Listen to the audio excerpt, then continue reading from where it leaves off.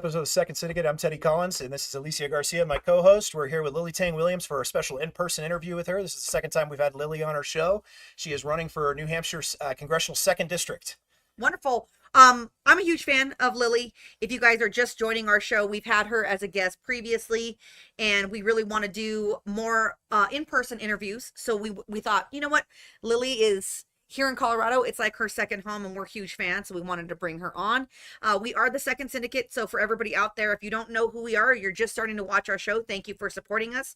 We are Colorado's grassroots 2A organization designed for the people, by the people, to unite everybody in defending and protecting the Second Amendment. And we have the impeccable Lily Tang Williams here in studio with us. Thank you so much, Lily, for joining us. Oh, it's Welcome great. back. First time to be in person in your studio. This is great. And after also just to tour the gun store and see all the people coming to do fingerprinting. Yep. And to probably have to take a test. And in that 8 days you were talking about, I mean, it's like, how could they do that to 2,000 gun stores in Colorado? Yeah, what Lily's talking about here is in Colorado passed a law last year where every store in the state of Colorado also has to have a state-issued license.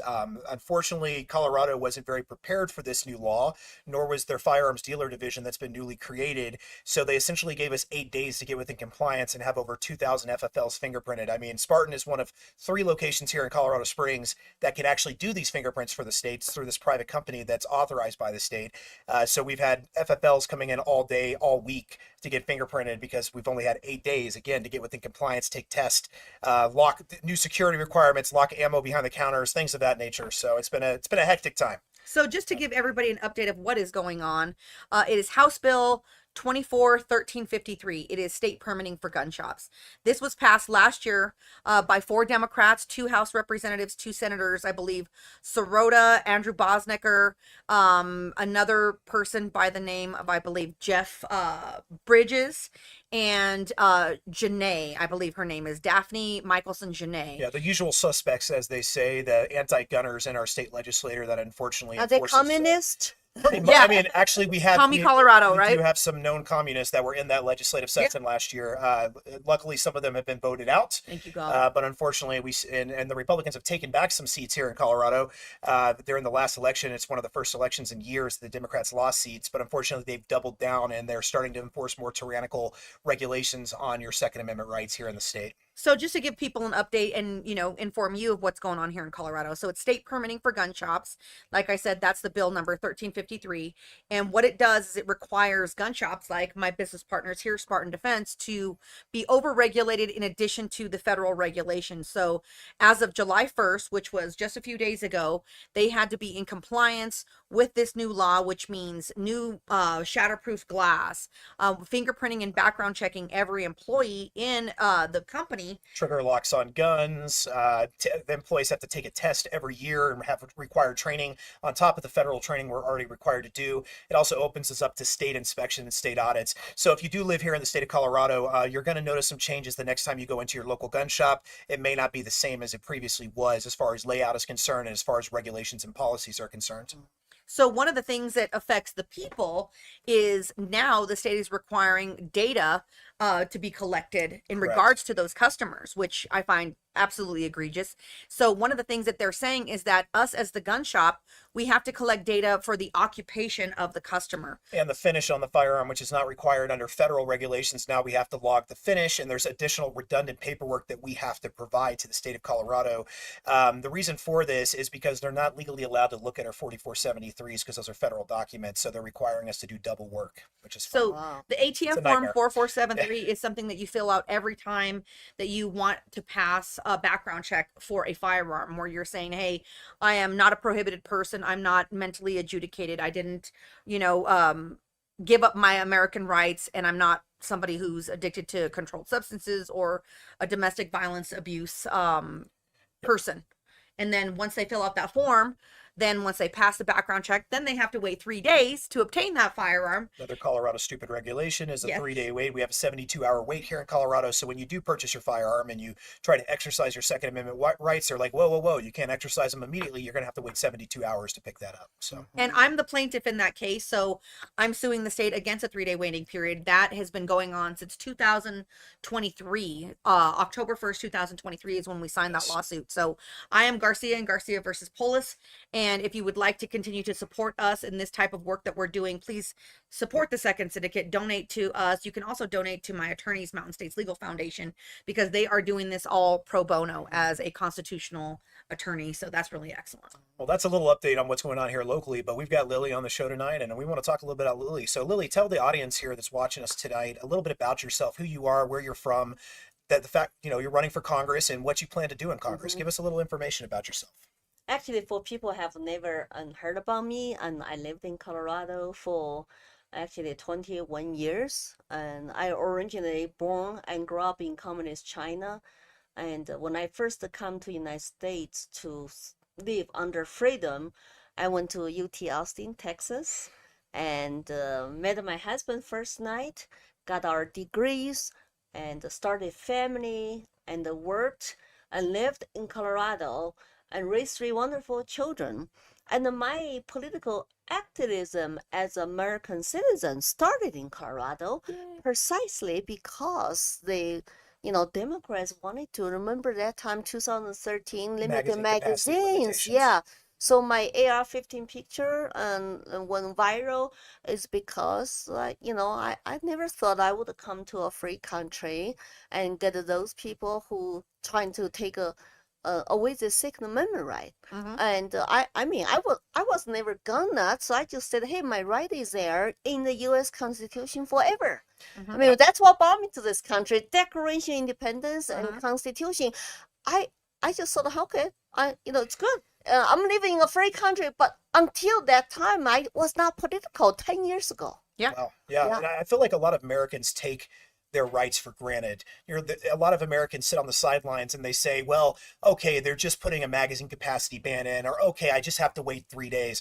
But at the end of the day, I feel like, Lily, especially you, from where you've come from, you see what disarming the public and what and taking away that right to self-defense, that right to defense of defense from one's government from tyranny can do. Because, like you said, you came from communist China. You've seen the effect it has on the populace, and over there's no right to carry, there's no right to own. Yeah, look at today's Chinese people who are totally like living in a police state, untracked, and hundreds of millions like facial recognition camera. Social credit, right? They have social social credit, credit too. Yeah. system. And you cannot even have a toy gun. You could get arrested by just playing a toy gun. Wow. Insane.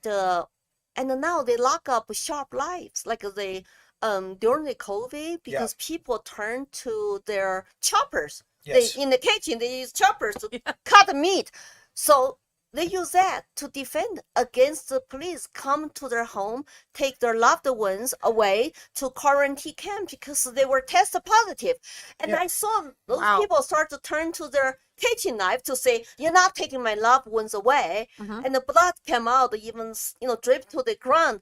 It's like but what can they do besides use those? Because they were totally disarmed. Yeah, So how exactly. can we not guarantee if we lose that right? Look at what happened in Australia too, right? Yeah. They took their loved ones, put into quarantine camps, and Australian people are being disarmed little by little, little by little. Now today it's like basically they don't have gun rights. Exactly. And I think a lot of people take this for granted and they don't see the slippery slope. I mean, slippery slope in debate is usually a fallacy, but at the same time, it is little by little that they're chipping away at our rights. And a lot of people don't understand the true intent of the Second Amendment. I mean, a lot of people think it's about hunting. They think it maybe even about self-defense, but it's really about defense from tyranny. Because, we saw that with the British. We saw what they did. They would disarm us. They would not allow, they would restrict the purchase of firearms, the purchase of weaponry, so that you could not fight back, because it's much easier to control an unarmed person versus an armed person. An armed person has the ability to fight back. An unarmed person does not.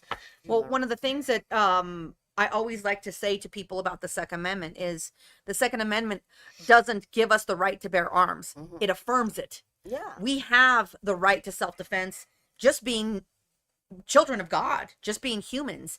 that we have a right to defend ourselves. And if you look at nature and you look at all the animals in God's kingdom, every single creature has some form of self-defense, whether it be, you know, the claws, the ability to change color, chameleons, the ability, you know, to have sharp teeth, all of these things, poison, venom, all of these things are innate to the animal kingdom. Yeah. Correct. We just so happen to have the technology and the cognitive reasoning and the ability to create and design tools that give people who are elderly, people who are handicapped, people that suffer from weaknesses in their arms or some, you know, age, all of these things that normally would be barriers and make these people victims. Absolutely. We now can arm them. They can arm themselves and say, hey, you know what? Not today. And it gives people the ability to resist. And honestly, a firearm is the great equalizer. You could be a 100-pound female and be able to stand up to a 250-pound male. It doesn't matter how big they are or what size they are. The firearm equalizes the playing field. It allows somebody, you know, we saw this even if you look at medieval times. What ended feudalism? What ended medieval practices? It was firearms. Yeah. Because no longer did you have to have a trained soldier, a martial soldier. You could have a very simple trained peasant in some situations, like when you look at Japan and you look at China before it was communist, and that changed the playing field Yeah. from imperialism or from monarchy to democracy. So American citizens, I think, especially our young voters who support gun control, because our failure of education system make them to believe like a government is protector, is a savior, and the criminals are so dangerous, and guns are very dangerous to us. And the crazy thing about this is that those same people that don't want private ownership of firearms also want to disarm the police. In a lot of cases, you see them wanting to defund police. Yeah, So who's going to protect people? It's like they think that all men are angels, but all men are not angels. Men will do harm. Men will do evil. Yeah, I was on Tim Castillo, you know, Tim Pool's podcast, and he talked about during COVID. He grew up in, you know, like in Chicago, and he was in New Jersey. He was talking about during COVID because they, you know, CRT, defund the police, the riots, you know, BLM riots. Lots of people feel like there are nobody's come to save you except yourself. So many first-time like the gun owners go to buy handguns. They, you know, it's like say, I cannot count anybody to protect me. And that's like the first-time owners were like 30 years old or something. Yeah. We have seen enough during COVID. Not even talk about the Mouse China or to, you know, communist country. We'll talk about in America that they basically can come to, you know, take you and rights away, and the criminals, they don't follow laws anyway. So that's the logic, common sense. Criminals will break the laws. They don't care about laws. No matter what laws you pass, they will do harm to you no matter what. So it's like the Democrats who think the government's going to save you by calling police. They're not coming. 911, you know, you're dead. At the end of the days, laws could serve as a deterrent, but criminals are not deterred by the laws. That's why we still see crime. That's why we see mass murders. I mean, we look at what just happened. Murder's illegal. Well, we look at what just happened here in Boulder. We had the guy with the flamethrower and the Molotov cocktails killing people. They got denied for a background check, but at the same time, he still found a way to commit mass harm and mass murder. Humans will find a way to do evil. The thing is that we should not disarm the innocent, because the innocent, the only way that they can protect themselves is not a 15-minute call in response time from police. It's having a gun on their side and being able to defend itself. And unfortunately, in the Boulder situation, they were in a gun-free zone. Otherwise, maybe somebody would have been a CHP holder there and been able to draw and defend themselves and stop the mass murderer before he started committing that crime, before he started hurting people. I think lots of those Democrats legislators, they don't make sense. You No, know, it doesn't. Because it's no longer about guns, about safety. It's about control. I agree. Yeah, they want to disarm us on purpose so they can do whatever they want. That's what happened in history. Yeah. The tyrants will disarm you, then they do whatever they want to you. Well, it cracks me up as well, because they claim that the Trump administration is a fascist administration and that they're going to come into people's home and take people out of the country and deport them and all this stuff. Okay, well, that's an argument for gun ownership right there. Right. If you're scared of the Trump, I mean, I'm not scared of them, but if you're scared of the Trump administration, violating your rights, arm yourselves. You know, like Second Amendment, it's part of that. It's a protect versus a tyrannical government, whether it be a Republican or a Democrat candidate or person in office. It doesn't matter. So it drives me nuts when they say these things and yet they want to defund police and disarm citizenry. Well, It let's doesn't take make a any look sense. at the whole thing about Boulder, right? So let's be the devil's advocate. Boulder in the state of Colorado is one of the most lucrative and heavy income societies, It's right? also it also has strict gun control laws on top of the state laws. It's one of the only cities I was that gonna has get that. to that. Oh, my bad. I'm sorry. So they have a huge amounts of income. Like I think the average home cost in Boulder is over It's $800,000. insane. It's a bunch of ivory Right? tower people. And then Yeah. they also have some of the strictest gun control in the nation. So we were talking about the 3-day waiting period that we have here in the state of Colorado. In Boulder, it's actually a 10-day waiting period to purchase Specifically a firearm. for the city. Yes, Isn't that specifically, crazy? well, for Boulder County. County. For yes. Boulder County. They also have a prohibition that you can't even conceal a pocket knife in Yes. the city and county of Boulder. And they passed their own version of a assault weapons ban in Absolutely. Boulder. Yes. So Boulder, by design, has a horrible history of quote unquote gun violence, right? I don't even like to say that term because it's a moot thing to say. They have a history of violence. And when you go back and you look at the King Super shooting, remember when that Yes. happened in Boulder? I remember watching a video of one of the guys and he was talking about, hey, he was a clerk at King Supers and he was saying, I'm a concealed permit holder. If my company didn't prohibit me from having my gun here, I could have done something. And it got me to think, like, why do these people think that they have to be disarmed? It's not legal for them to be disarmed. You're more than welcome to be armed in your place of business, in your home, and in your private means of conveyance in the state of Colorado.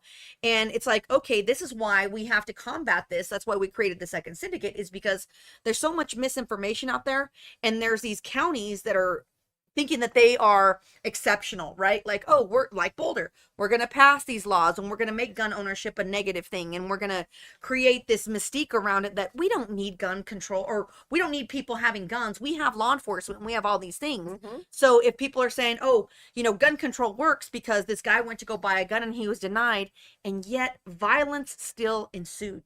Well, look at most strict gun control places, Chicago. Yeah. And California, New York, you think violence stop? Actually, it gets gotten worse, worse. right? Yeah, so and more Chicago- people died. So Chicago, as of this year, from my understanding, only has about 1 or 2 gun stores left in the entire city Wow. because of the regulations that And went in place criminals about were 5 years enjoying ago. their Oh, yeah. shooting spree. They're still And the getting the guns. comparison, my home state, New Hampshire, live free or die state. Yes. A constitutional carry. Even Yes. for state legislators, walk to state capitals. There's no metal detectors and there's no guards and Yes. people walking carry. One of the safest places you I can got be. excited. And we never had mass shooters. You know why? Because criminals know. Well, New Hampshire, everybody, you don't know who is carry, who is not, and they will shoot you down first. Yeah. So I feel very safe in New Hampshire, precisely because of constitutional carry. Criminals are the minority. Yes. Law-abiding citizens are the majority. Yes. If the majority good citizens are concealed carry or open carry, you think the criminals gonna shoot at public places? They'll be dead very Yeah. soon, right? Absolutely. And then also criminals don't shoot. Police stations don't go to other places because police are armed. So gun-free zones and the Yeah. gun control stuff actually cost more lives. I agree. And if you Well, look at what's happening here? exactly, look what's happening in Colorado. We're now one of the worst states for crime. Second in the nation. And this for is violent this crime. is after the magazine ban they put in place. This is after the 3-day wait. We haven't seen a decrease in suicides, which was their stated purpose for a 3-day wait. If you look at the states with the strictest gun control in the United States, they still have the highest gun crime, and gun crime hasn't dropped. It's increased in those states. So obviously, gun control does not work. If you restrict the right of the law abiding to possess a means of self-defense, the criminals see it as an open pasture to take Yeah. on the sheep. And then it did not stop from those illegal Venezuelan gangs to get a firearms As we and saw took in over Aurora. apartment building in Aurora. And it's going on still. It is. So we just found out not too long ago that there is another apartment complex similar to the 3 that were overtaken by the Tren de Aragua Yes. gang. gangs, yeah. So there's another complex in it's Lowry. It's in the Lowry area, which is right outside of Cherry Creek, which is also a very, very high net Wealthy worth area. area. And what's happening, same thing. They're getting in these buildings, they're overtaking them, they're overthrowing people because they're forcing their ways into these people's homes with what? Illegal firearms, guns that have Do you think they said, oh, you know what? We can't use this magazine because there's a magazine ban on this AK that we acquired illegally. Hold up. Let me go get my 10-round mag. Yeah, it did Lily, not It's not work. happening. so for the last 5 years in the Colorado State Legislature, we were trying to change the laws to make criminal offenses for committing or stealing firearms a higher offense. Yeah. It took until this year to get it passed, and they wanted to water it down. It was actually a bipartisan bill, mainly a Republican-led bill with one Democrat sponsor. But we increased it to a felony, a level 3 felony, which I are thought the it was category 6. category 6 felony, Yeah. excuse me, which is the lowest grade felony here in the state of Colorado. Actually, was a misdemeanor to steal a firearm up until then. Yeah. Yeah, isn't that insane? Oh, wow. And here's the other thing: the state legislator did not want to do this. The majority it passed on a very slim majority. Slim. And there was and all the past. What they did instead is they started making it a criminal offense for gun owners to not secure their firearms in a way. So Oh, instead of yeah. taking it onto the criminals, they're putting it onto the law abiding. They don't care about the criminals. They're not holding them accountable. I mean, I'm not going to say the store name, but a store just got broken into last night here in Colorado Springs by professional criminals, a gun store, to steal firearms. And that store was very secure. They went through the roof. They went through the roof.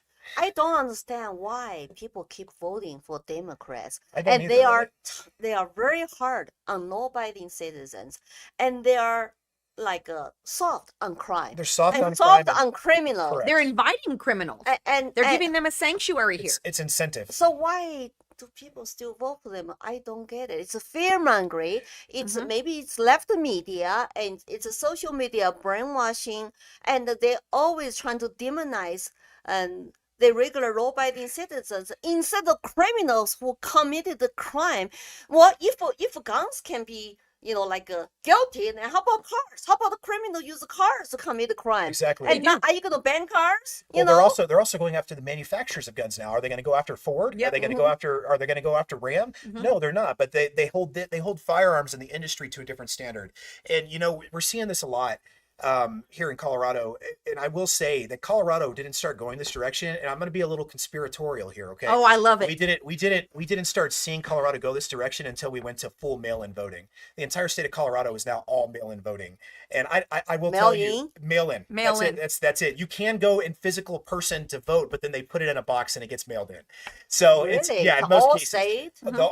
almost the entire state. There are So they some don't electronic care. machines. Maybe people don't vote for them, but because Well, because dead you don't people have are. you don't have a Dead people are voting. election integrity. Yes. Your votes don't count, and they're gonna take your right I'll tell and you. liberty away.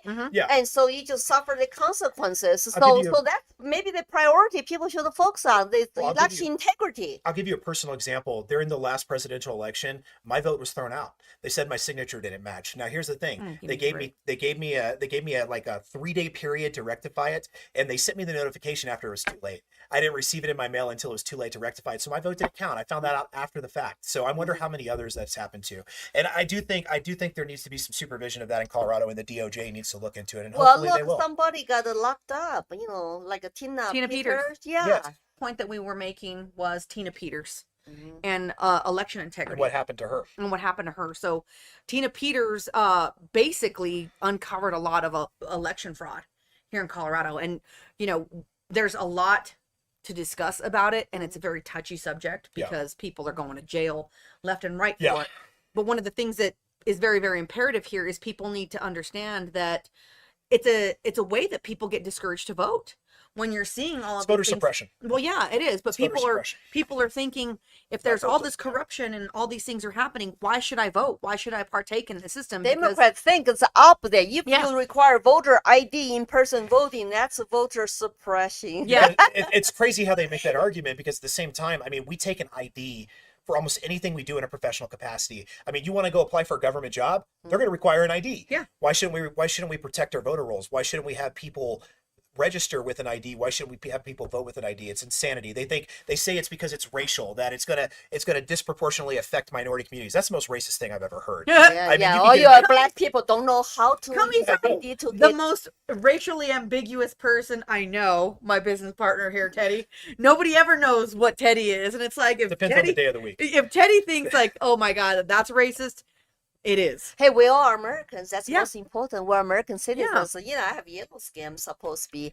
So, but that's what New Hampshire did. We just passed actually the voter ID law, Good. and it's already effective this year. So Good. you will be effective next year when, next November when I run for Congress, because I lost by like just 5-something% Sure. and overperform, narrow the gap in traditional blue district. Yes. But now we have voter ID law. I'm hoping that will actually tied up some, loopholes. Yeah. And we still have college students voting, which is kind of like not helpful because they all tend to vote for Democrat. So I'm yeah, going they're to college indoctrinated. campuses. Good. What Oh, are they? nice. What are they saying? So my opponent, Maggie Goodlander, wife of Jake Sullivan, and who worked for Biden, came back to steal the seats last year because she pretended to be the renter in Nashua, but Sure. she was in DC for 16 years. All of a sudden, come back. And claimed And residency so she can run in the seat. yeah, Yeah. they're saying is so she refused to debate me. Why are you so afraid of debate me?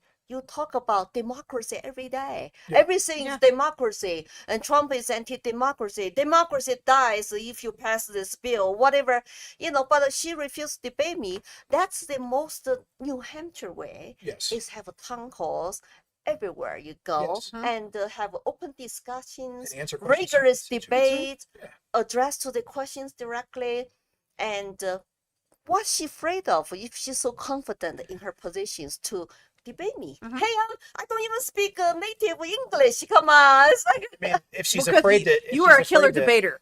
if she's afraid to debate you, then she doesn't deserve to be in a position of power, because she needs to be able to answer to her constituents, and she needs to be able to debate her opponent so that her constituents and the people who are voting can see what people stand for. If she's unwilling to do that, she's in my personal opinion, she's disqualified herself. she rejected 3 college campuses invitation to debate me.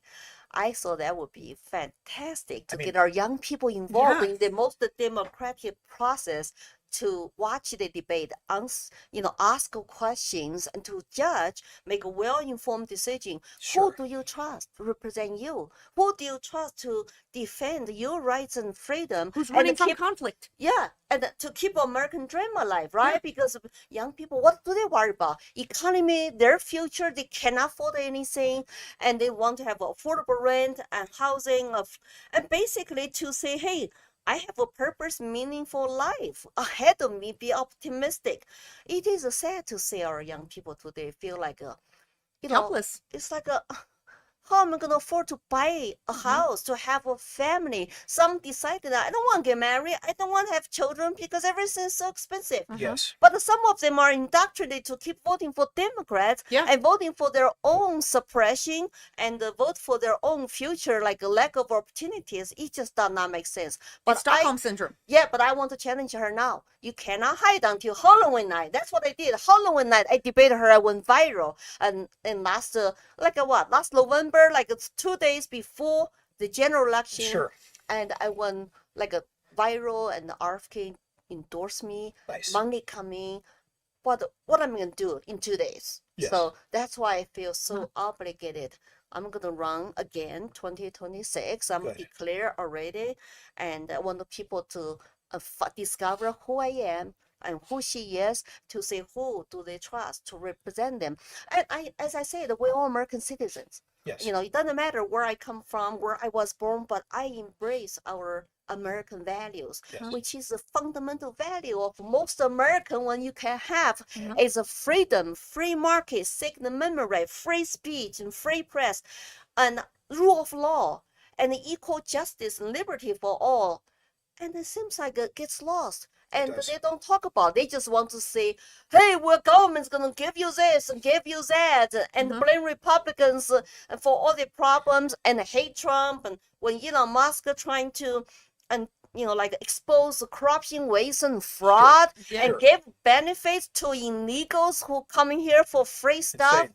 Insane. But they don't tell their And this is coming from a legal immigrant that came here and did it the right way. Yeah. And I think a lot of people they're going to say, why should I vote for her? I would make the case for you, Lily, that you appreciate America even more than most Americans do, because you're not complacent. You came from a country in which you didn't have these freedoms, and you appreciate the freedoms we have here in America. And honestly, you've lived the American dream. You've experienced the American dream, and you want to preserve that for people to come here in the correct manner and make a life for themselves and make change for themselves. Here's a funny thing. I just got one post this morning, went viral. Yes. I want to say goodbye to my brother who's working at a Walmart because we're flying to home pretty soon. And there were potential talk about amnesty Mm-hmm. for the illegals. So I basically told people, it's like 500,000 views right now, to say, my brother waited 13 years to come to this country legally with me be sponsored. That means first 5 years, no social welfare. I'm responsible for his hardships, his whole family, financial hardships. And also background check, health screen, Yes. in-person interviews, paying their face. Yes. 13 years And come then all here. these people that skip the line. Mm-hmm. Those people skip the night and lure in with the taxpayers' free welfare and the free checks, housing, healthcare, Medicaid, and food stamps. And now you're saying that, oh, we should just give them all legal so they can cut the front of line. There are about 5 million to 10 million legal immigrants we sponsor are waiting to be processed. I know. Wow. If we need the workers, so-called farm workers, other industry workers, Yes. legally for working visas, you don't think those people want to come here, work hard? Yeah. They've been waiting, follow our laws for over a decade. That's not fair. That's not smart. You are luring illegals come in. Some just come here, do nothing, just get Correct. free stuff. Or Absolutely. someone Yeah. committed a crime or criminals. And, you know, It's a security risk. I think Yeah. under Biden, Mhm. open water policy, they did this on purpose Yes. to lure illegals come in from the countries of their choice Yes. to give them free stuff, and they come in and then There's no such they thing as they free. have to apply for welfare. Mhm. When they apply for welfare, guess what? Yes. They are registered to vote. Mhm. That's the fundamental. That's why you see Democrats They're buying votes. fighting They so want the votes. They're hard trying to to harvest keep votes. them here. That's why when you say mail-in vote, who do you know who they are, where they live, if they're legal or legal or not? It's the Democrats and NGOs who work for those purposes. yeah. Yeah. And getting even our taxpayers' money from USAID to run those operations, so-called social services. But actually, we are funding our own country's destruction. We are. Mhm. Yeah, We by are. getting the people who come here do not embrace American values and violate our laws the first place, and with the entitlement attitude, give me some stuff. You know, America, you owe me something. Then they come here, go protest, holding their country's flags. That just really pissed me off. Those aren't Yeah. Americans. They obviously, if you, who goes out there and waves a Mexican flag that wants to legally be in the United States or wants to benefit from the United States? This is your country now. Yeah. That you can appreciate your heritage, you can appreciate where you came from, but when you're an American, you're an American. Yeah, so no amnesty and no free handout. And if you truly want to work here, and what happened to the temporary work visas? People come here just want to work. Yes. They get hired, they get vented by their employers,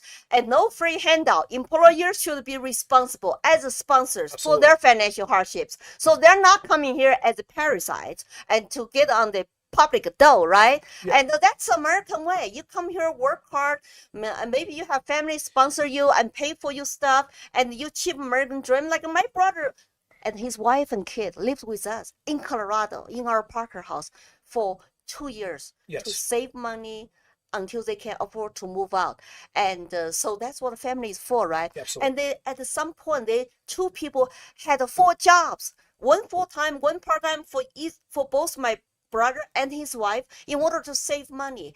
And they worked their butt off through pandemic. Be Yes. stocker in Walmart store. Never took one single penny of so-called PPE money Mhm. or COVID money, and they had to be subject to the mask mandate Mhm. and COVID shots mandate. Yes. That's why I feel so injustice Yes. by Democrats' policies who are fighting for illegals, and more than they fight for American citizens and for legal immigrants, you know, like me and my brother who follow our laws, come here. And my brother still not a citizen, still cannot vote yet because he follow our laws. Exactly. Yeah, And other you- people are skipping the line and still being able to get all these privileges. Yeah, they cut Yeah. the front of line. And how about the 5 to 10 million people legally still waiting to be united to come here and you know, with the sponsorships? I don't want to go too far down the immigration rabbit hole because I do want to talk more about the 2A stuff. But just to mention, I think we can both agree that our country definitely needs some immigration reform for legal immigration, especially Yes. a merit-based system, because we have a lottery system in a lot of cases Yeah. right now where people are randomly selected to be citizens that apply,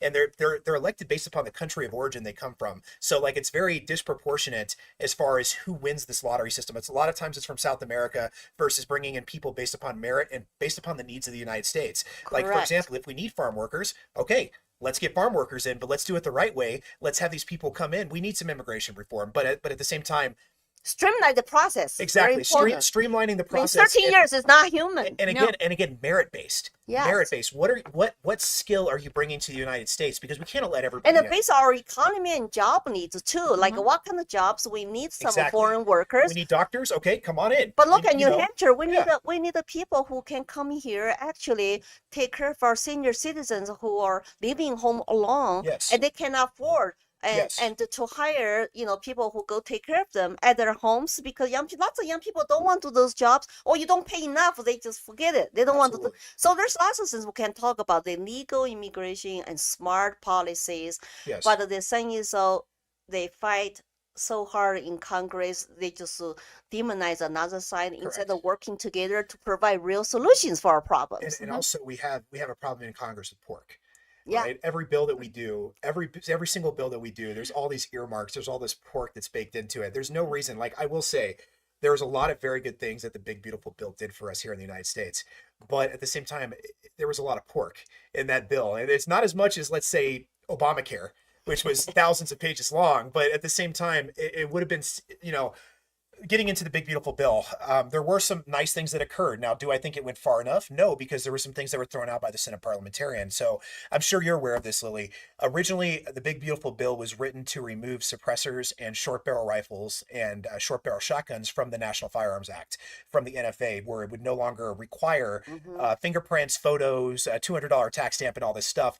But the parliamentarian, an unelected official, threw that out through the Byrd rule. She said that it didn't qualify as a fiscal portion of the bill, and as a result, they threw that out. And they reduced it. They gave us essentially crumbs. They reduced it to reducing the tax stamp from $200 to $0. So come January 1st of 2026, we're going to have a $0 tax stamp. You'll still have to go through the same process to get a suppressor or a short barrel rifle, but it seems, I'll tell you, it's disappointing as someone in the Second Amendment to see that when we had a majority, when we had the ability to override the parliamentarian or potentially remove the parliamentarian and put somebody more friendly in place in order to do this. What would you do if you were in Congress? What would you bring to Congress that's different from what we saw some of our, I'm going to say, rhino Republicans do here in Congress? Well, in the Constitution lays clearly, the U.S. House controls the purse. Yes. That means that, when they initiate bills for budgeting, you're supposed to have like 12 appropriation bills. Yes. And from different area, different agencies, and put the bill together. But right now, we just don't have that appropriation process anymore. It becomes like a big giant bill, right? It's like a continual resolution, which is it becomes, what can I get for my district in a lot of situations? Because when bill is like that big, there are lots of good things in it. There's some bad pork in it, Sure. and the increased deficit, increased national debt. But then, if you vote no, they say, well, how come you don't support the good stuff in it? Well, why can't we separate them, right? Yeah. So separate them, have smaller bills. It's a lot easier to handle it. And then also, they shouldn't procrastinate. They should negotiate earlier. They should put stuff out there earlier. So, there's lots of good stuff I support in the big, beautiful bill. But Me as well. Yeah, but I am concerning about deficit spending. I'm concerning about national debt because, the interest payment now we are paying to service our national debt, $37 trillion, Sure. is bigger than our defense budget. Oh, wow. So that took away lots of our options Agreed. to save money, to have economic growth, especially for the younger generations. The super inflation will hit if we keep spending like this. And that means who's going to get hurt? It's actually working class and younger people who don't have much assets. Exactly. It's the next generation that's going to be carrying that debt. Mhm. Do you think that a solution for this may be term limits in Congress? Because if you have term limits, maybe they think more carefully about what they're passing on to the next generation. Well, at least they won't be public just listen to lobbyists and for special interests. I do support term limits, and I signed a pledge to terminate U.S. House, Yes. like a representative for 3 terms, 3 terms, 6 6 years. years, and for the U.S. Senate, which is 2 terms, 12 years. Yes. Don't you think that's plenty? That's plenty of time. You have a generational leadership at that point. Yeah, I think so. And we're supposed to serve the people. So go Correct. serve and get out and go to private sector. Know normal people's pains and sufferings. Instead, they've been in Washington for 30, 40 years. They losing touch, and who knows what the blackmail they can get, from other sources. Then you have to vote for this. Otherwise, correct. And then they have them for life because the average congressman is serving, I want to say it's like 8 or 9 terms or something of that nature. They're serving so many terms. So I heard a quote. It was actually just a show I was watching on TV, and it was talking about political corruption. And the person stated, I can buy a congressman for $250,000 and have him for 12 years. Yeah. Because on average he's serving 10 to 12 years in Congress, and all I had to do is bribe him once through a political donation or something of that nature. So I think term limits might be the solution. I heard a words is $5,000 can buy a U.S. Oh, it's senator. that cheap, so maybe I need it. No, I'm just kidding. No, think about the maximum individual donation right now. Yeah.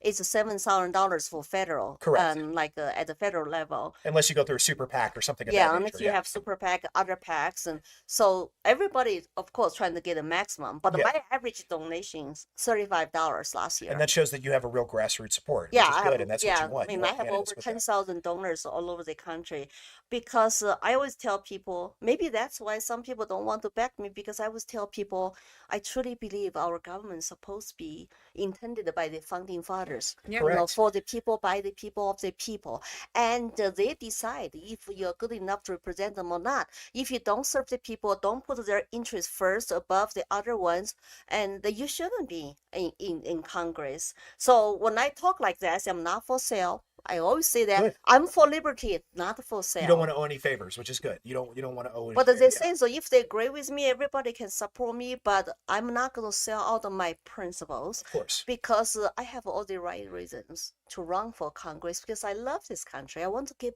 back to the American people, including New Hampshire people who welcome me with open hearts, and I run in Colorado too, but it's just, I saw what's coming, like you said, from 10 years ago, they limited the magazines for my airfare, to today, what they're trying to do to you just get worse and worse and worse. Mm-hmm. So I'm really concerned about our country as a result. We're getting worse.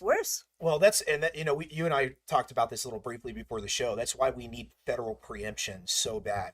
And for those of you who are watching that don't know what that means, is it would mean that the states could not pass any law that would supersede federal law.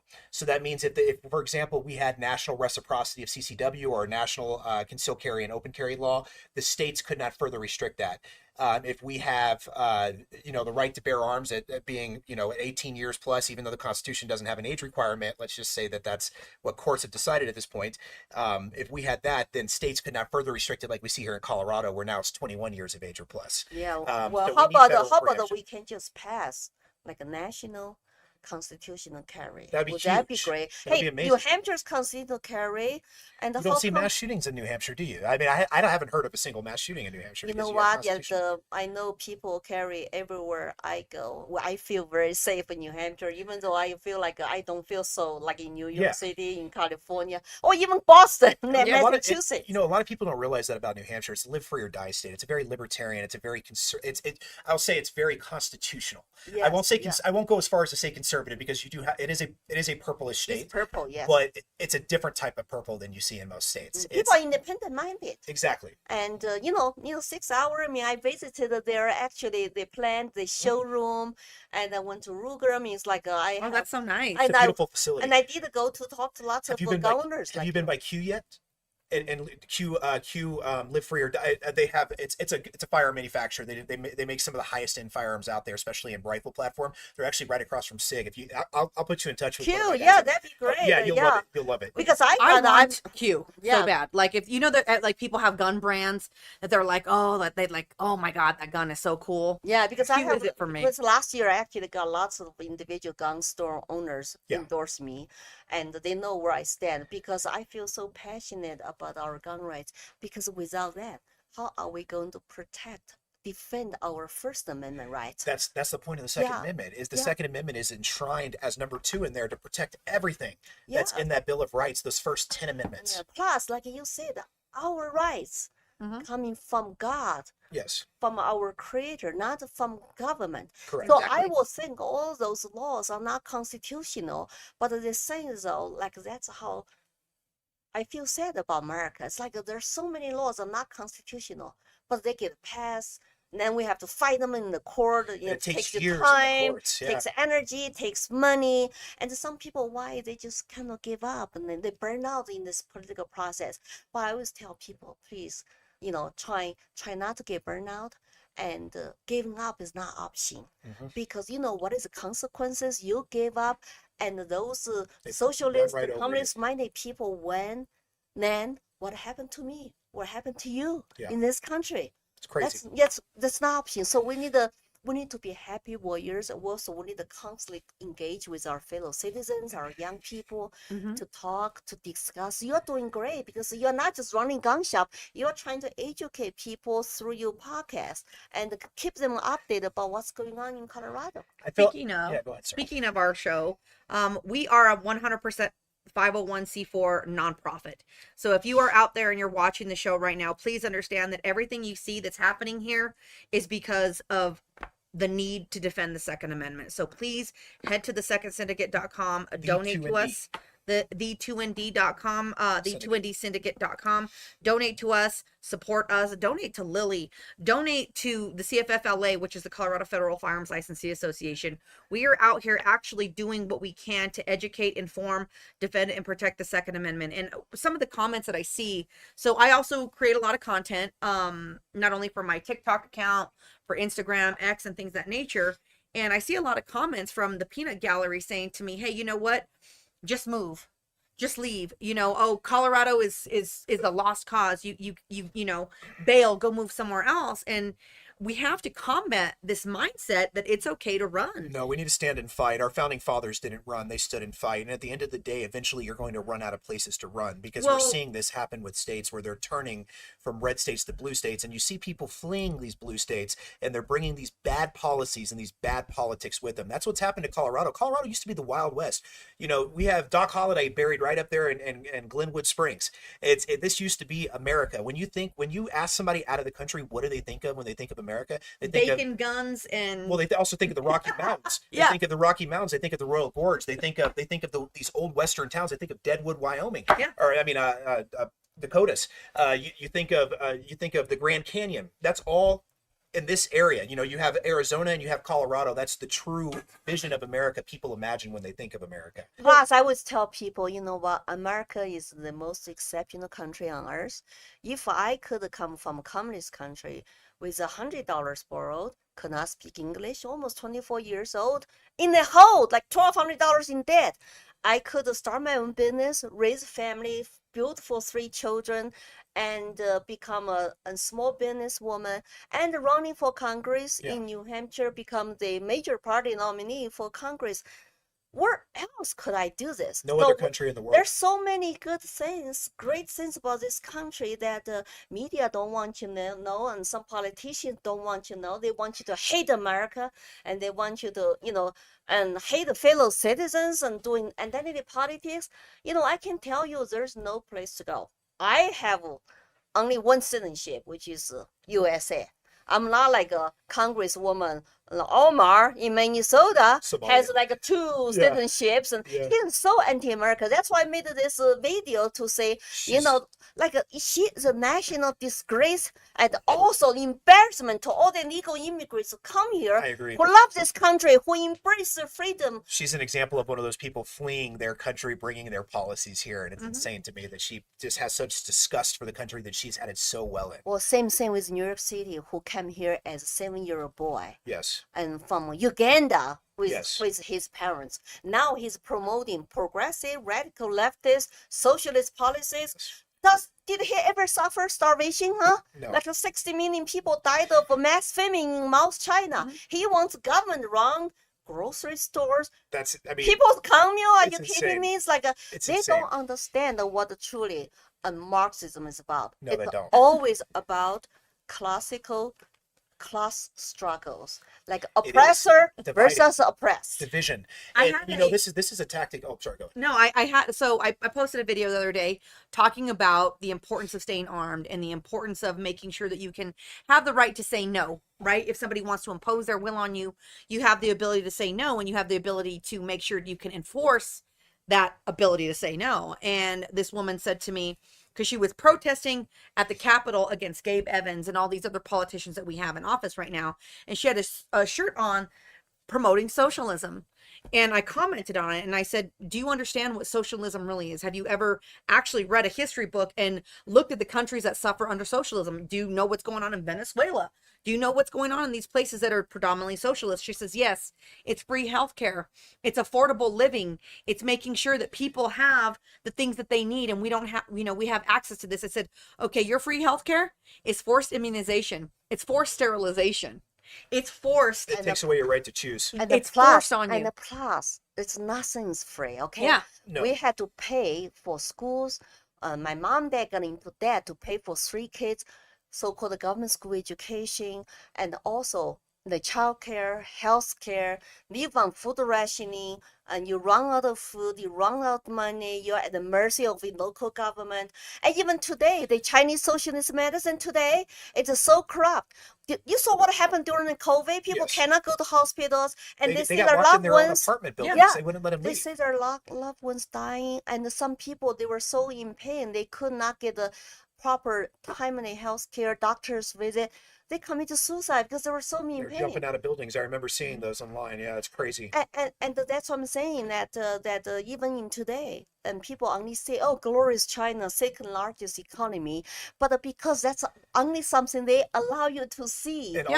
also, let's be honest, some of their policies are more capitalist than even here in the United States when it comes to business and the things that they're willing to do for business there. Now, don't get me wrong, it's state controlled. It's still communism. It's still socialism, but it's interesting because the only reason China is successful as they have is because they've allowed some form of capitalism. Don't get me wrong. it's Yes, extremely exactly. strict You're capitalism. right. Because when I was in college, Yeah, in the 80s, we were going through there like was nothing like that. they were like going through cultural renaissance. We're Yeah. talking about economic freedom, political reform, and the people I know like were working for state factory all their lives, our neighbors, and quit and start their own restaurant, become first one, got rich, bought a motorcycle, later built a housing in the countryside for his parents, and it was a very exciting time. Sure. And but I said it's not because communism. It's because after Mao's death, that Deng Xiaoping saw China was about to collapse economically. Correct. He said, well, let some people get rich first.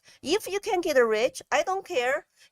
His famous saying is that it doesn't matter if you're a black cat, you're a white cat, if you can catch mouse, you're the good cat. Let me get rich first. Sure. So China economy boom. But still, it was political dictatorship, one-party control. Sure. But at least they basically reduced the central government economical control. Correct. So no more like those push down on the state, on the city level. If you want to start your own business, and go ahead, and the people got rich. But and their now, number one customers, us. We're the ones that's been financing it all too. Yeah. Like all the money for it. I mean, we're the You go number to the one store, consumer economy in the world. Well, we're the number one consumer of Chinese products too. yeah. Yes. So what happens is that China is going backwards because after Deng Xiaoping died and after several leadership change with Xi Jinping, he's more hardcore, CCP control, but he is different from Mao though. Yes, he is. Mao wants to self-isolate. Nobody knows what's really going on inside the China, including mass And he starvation. has Yeah, global intentions. But at Yeah. the same time, Xi Jinping knows that the Soviet Union collapsed because of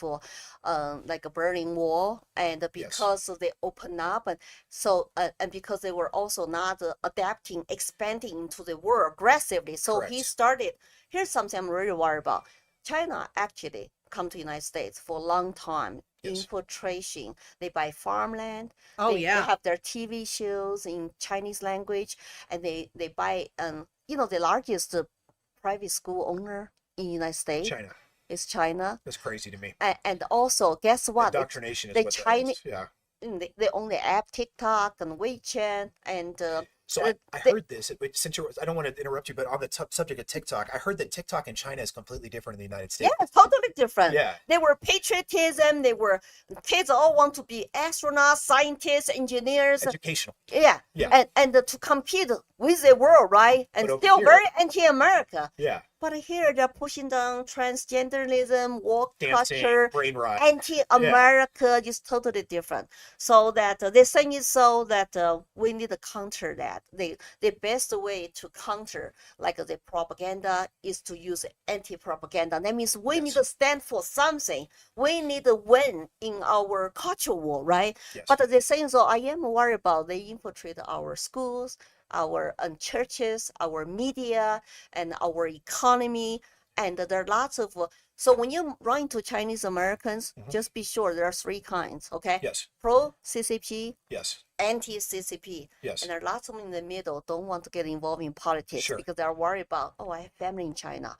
They may come after my family. Yeah, I have a business. I do business with China. I do import from China. That's why, some people just are not political and they still watch CCTV, which is a Chinese language program from Beijing propaganda machine, and they're watching here. It's on Xfinity cable channel. Crazy. It's like, why did they even allow that marked not as a foreign agent? Yeah, it's and like, to brainwash it's Chinese Americans here. It's like Russia TV. They are the Russian, what is it? Russian news or whatever it is. Yeah. So the thing is so that RNN. we just have to be aware and to say, they're here, they're in our country. The best way, not just talk about trade wars with China, right? Because we cannot totally separate our two economies. No. It's actually to stop from invading by them in our own country. Yes. We cannot be means like they are take advantage of us by using our free open society. Correct. They use to our own take stuff over. Yes. To control, and there are lots of corruption. So if you're a politician in your city, if you're cozy with Chinese government, you want to do business in your town, guess what they do? You get invited to go to China, free trip. Yeah. So and your family get rich by having business deals. Sure. So you get a license, you get a special permits, but at the same time, when they come here, it's like, oh, if you do anything to against them, oh, you're a racist bigot. It's all propaganda. I guess that's one of the biggest fallacies with socialism and communism, especially when Karl Marx was writing his theories of socialism, was that it would assume that men do not have I'll say man in general, do not have natural or ambitions, right? If all men were angels, maybe socialism would work. But unfortunately, there's people, what it does is it takes the power out of the private sector, puts it into this government bureaucracy where the government bureaucrats, become the fat cats. They're the ones that because they have personal ambition, they're going to profit off of the state. They're going to profit off of their people. So it's kind of interesting to see that.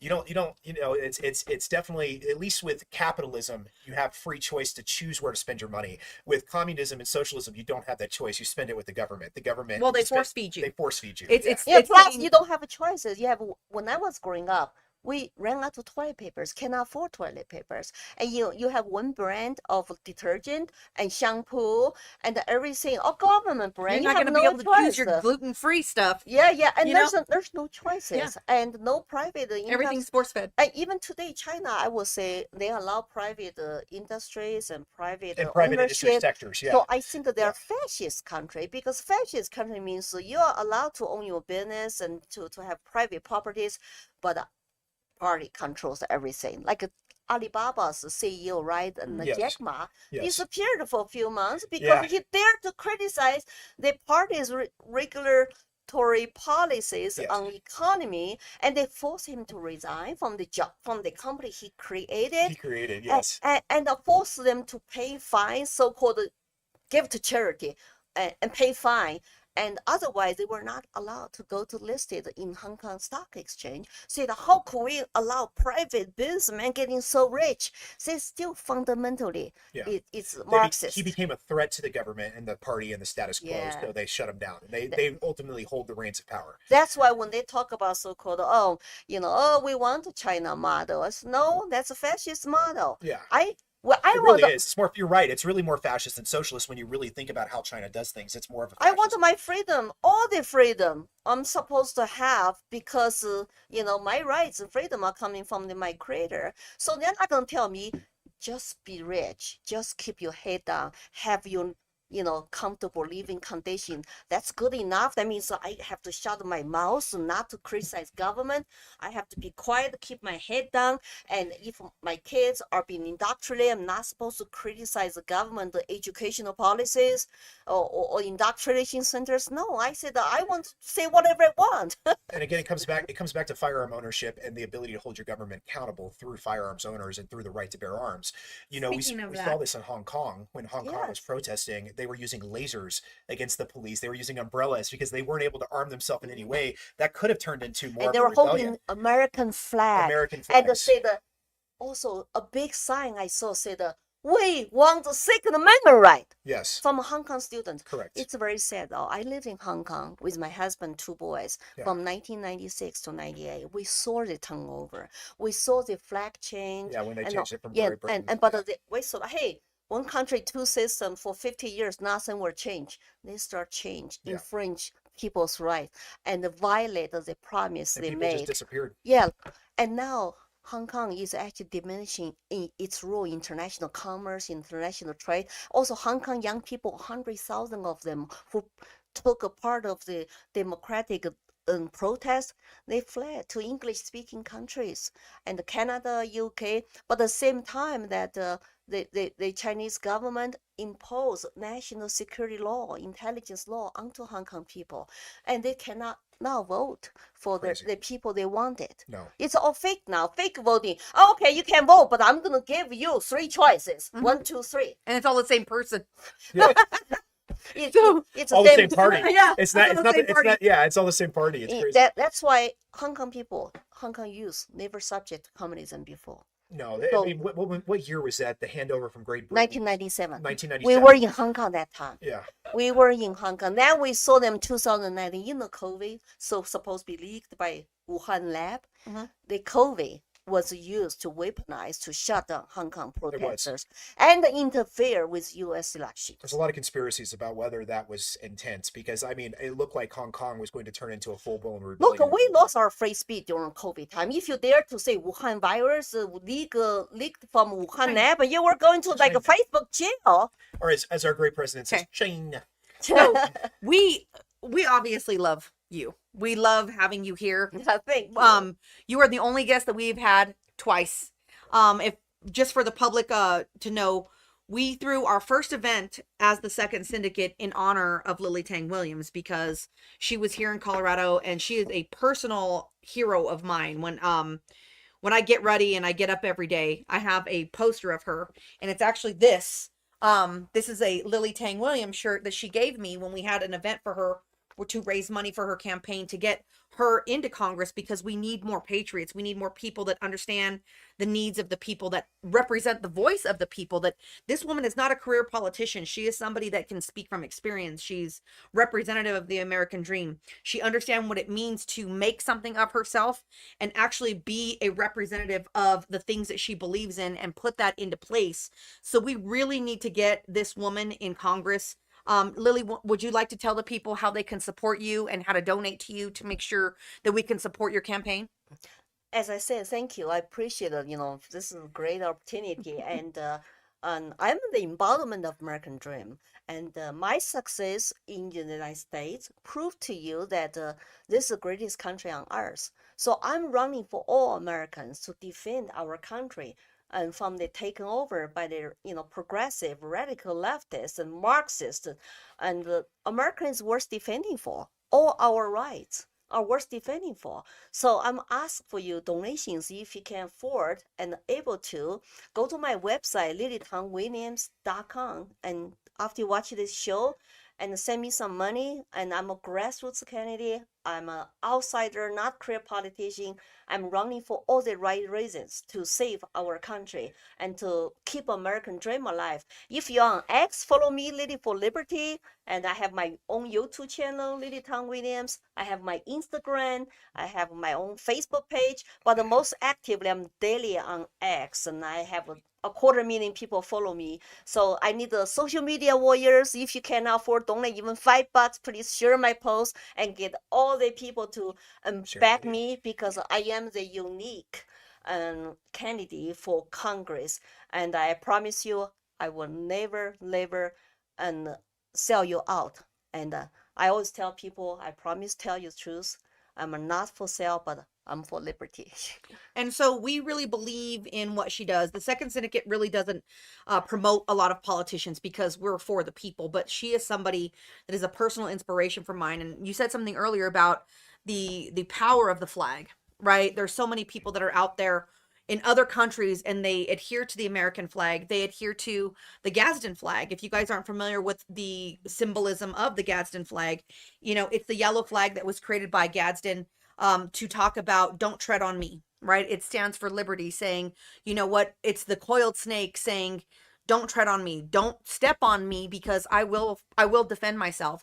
We don't seek out ways to create harm, but if you respond in a threatening way or treat us a threatening way, we will fight back. And the Gadsden flag has always been a It's actually the original American flag. A lot of people don't realize it was the first flag to fly of rebellion over the Capitol in Boston, and before we even had the Stars and Stripes. So we really love that symbolism. And if you look at this image here where Lily was debating David Hogg and she put him in his Destroyed him. place, Destroyed him. Go watch that everything's debate. yellow, which is it's very reminiscent of the Gadsden flag. And that's a very special flag to me. So Lily doesn't know this, and we can't touch the gun because YouTube will cut us off. But this gun right here is the Second Syndicate's gift to you, Lily. Oh, So we are really? giving you this gun because we believe that you need to have that, because you are such a representation of what it means to fight back and to tell people, you know what, I stand for liberty.